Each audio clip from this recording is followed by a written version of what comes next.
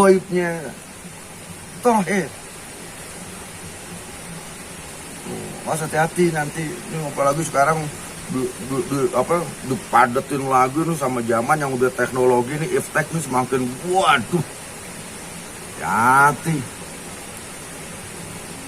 Ya kita memang ngos-ngosan akhirnya, iman kita, yakin kita, tauhid kita ngos-ngosan. Apa sih ngos-ngosan? Enggak, capek. Jadi kayaknya terpaksa gitu. Terpaksa. Sebenarnya nggak terpaksa, nggak boleh ada keterpaksaan.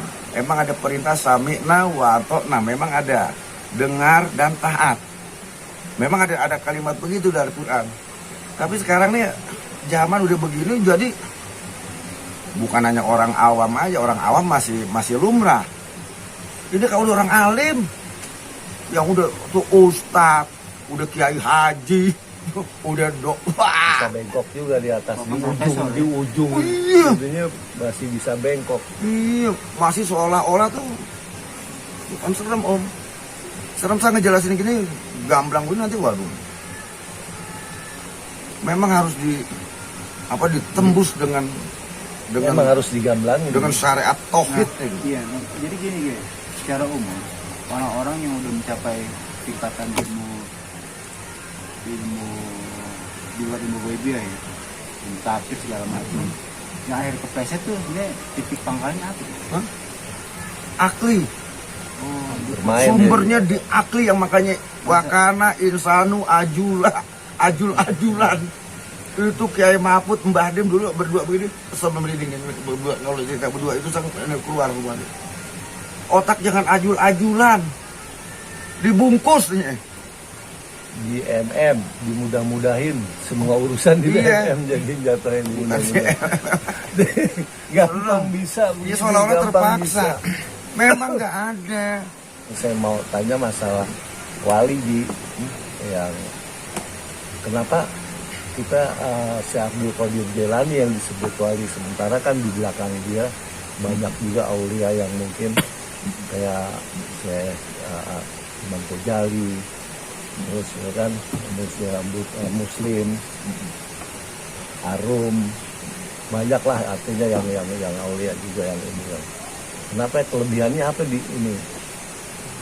Syekh Abdul Qadir Jailani itu. Salah satu untuk meniban dalil itu, kenapa maka Nabi Ibrahim, kenapa nggak Nabi Adam, kama soleh ta'ala sina Adam, umpamanya, umpamanya seperti itu ada untuk ada.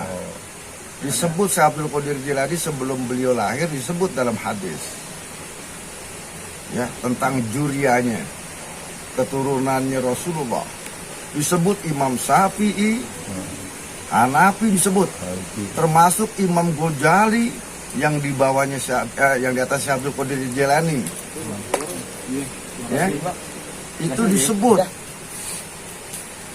Dan peristiwa juga ketika Isra Mi'raj, Rasulullah ditanya dengan Nabi Musa alaihissalam, siapa hamba umatmu yang itu satu itu siapa, kata Musa. Tanya aja sendiri.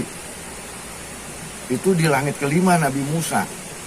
Imam Ghazali singgahnya di situ, ditanya, man ismuka, siapa kamu? Muhammad. Muhammad bisa apa? Bin Muhammad. Bin apa? Bin Muhammad lagi. Terus baru Abdul Hamid disebut. Itu Rasulullah menjelaskan akan datangnya Imam Ghazali Hujatul Islam ketika beliau turun setelah melaksanakan peristiwa Isra Mi'raj. Sedangkan jaraknya jauh. Rasulullah di abad 63 Hijriah. Ya. 13. Ya, lagi abad 13 Hijriah beliau pulang, abad ke-14. Imam Ghazali 421 Hijriah. 400 tahun.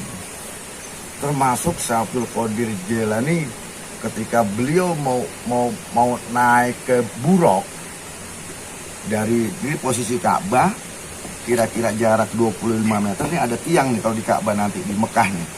Ini kebanyakan kaum Hawa yang banyak di situ tuh.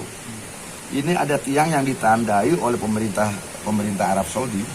Di atasnya ditandai itu nggak ada ngeliat karena biar nggak ketahuan, tinggi sebagainya. Nah itu tempat buruk menanti di situ. Ketika Rasulullah dikasih salam, terus sahabat beliau yang dua terpisah, beliau diantar sama malaikat Jibril ke buruk. Nah peristiwa itu diceritakan oleh baginda Rasul tentang jalannya Isra Mi'raj. Malaikat Jibril, aku sedang kholwat di Ka'bah dengan dua sahabatnya, terus beliau menghampiri tiang yang dekat buruk berdiam. Datanglah Syekh Abdul Qadir Jailani. Untuk dia sudah Iya, diceritakan di dalam Isra Mi'raj. Dan salah satu makhluk manusia yang tertempel, ini yang tertempel, semua kena Nur Muhammad, tapi yang tertempel Syekh Abdul Qadir Jailani. Jadi memang Sekalipun Nabi Allah Khidir, Balya Ibnu Malakan yang lebih dulu, beribu tahun sebelumnya, Syekh Abdul Qadir yang tertempel. dia muncul sebelum kelahirannya. Yang tertempel oleh telapak kaki Rasulullah